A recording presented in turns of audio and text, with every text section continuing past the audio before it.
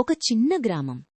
ఆ గ్రామం చివర మట్టిగోడలతో నిర్మించిన ఒక చిన్న ఇంటిలో రామయ్య అనే వృద్ధుడు నివసించేవాడు.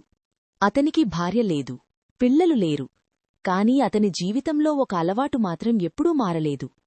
ప్రతి సాయంత్రం సూర్యుడు అస్తమించగానే తన ఇంటి ముందున్న పాత దీపస్తంభంలో ఒక చిన్న నూనె దీపాన్ని వెలిగించేవాడు.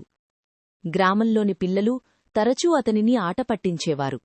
తాతయ్యా, ఇప్పుడు కరెంటు ఉందికలా, ఇంక ఈ దీపం ఎందుకు వెలిగిస్తావు? అప్పుడు రామయ్య చిరునవ్వుతో, ఈ దీపం వెలుగు కోసం కాదు బాబూ, దారికోసం అని చెప్పేవాడు.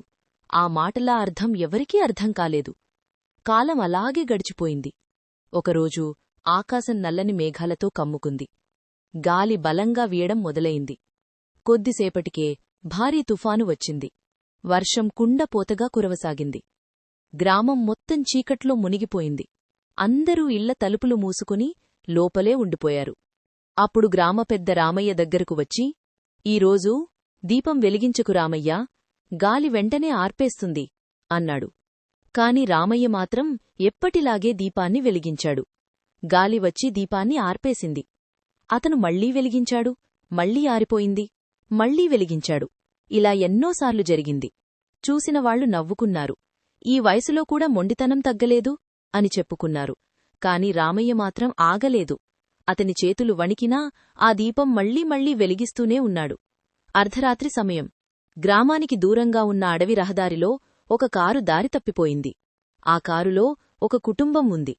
తండ్రి, తల్లి మరియు 2 చిన్న పిల్లలు. వర్షం కారణంగా రోడ్డు కనిపించడం లేదు. మొబైల్ సిగ్నల్ లేదు.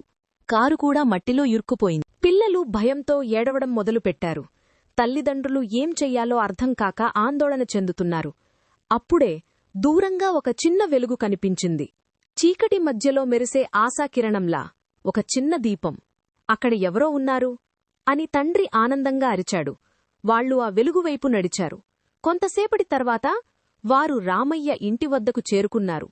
రామయ్య వారిని చూసి వెంటనే ఇంట్లోకి ఆహ్వానించాడు.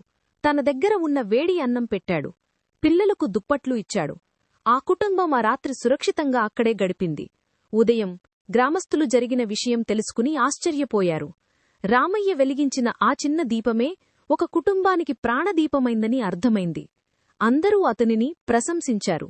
కాని రామయ్య మాత్రం ప్రశాంతంగా నవ్వి, నేను ఏమీ చేయలేదు, దీపం తన పని చేసింది అన్నాడు. కొన్ని సంవత్సరాలు గడిచిపోయాయి. రామయ్య వయసు పెరిగింది. ఒకరోజు గ్రామస్తులను పిలిచి, నేను లేకపోయినా ఈ దీపం ఆరిపోకూడదు అని చెప్పాడు. కొద్ది రోజుల తరువాత రామయ్య ఈ లోకాన్ని విడిచిపోయాడు. గ్రామం మొత్తం విషాదంలో మునిగిపోయింది. కాని అతని మాటలను ఎవరూ మర్చిపోలేదు.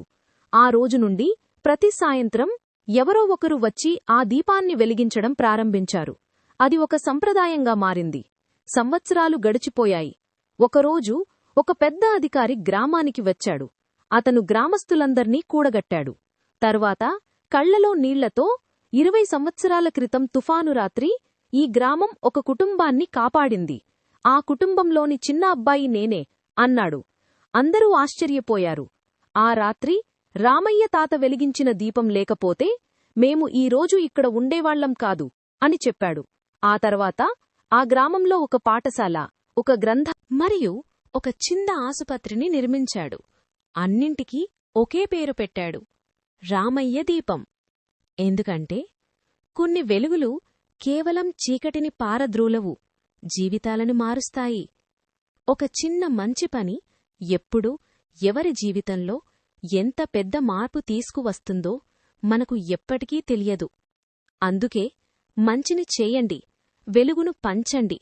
ఎందుకంటే మీరు వెలిగించే చిన్న దీపం ఎవరికో ఒకరికి జీవితాంతం దారి చూపవచ్చు. ఇలాంటి మరిన్ని కథల కోసం మా ఛానల్ను లైక్ చెయ్యండి, షేర్ చెయ్యండి, సబ్స్క్రైబ్ చెయ్యండి.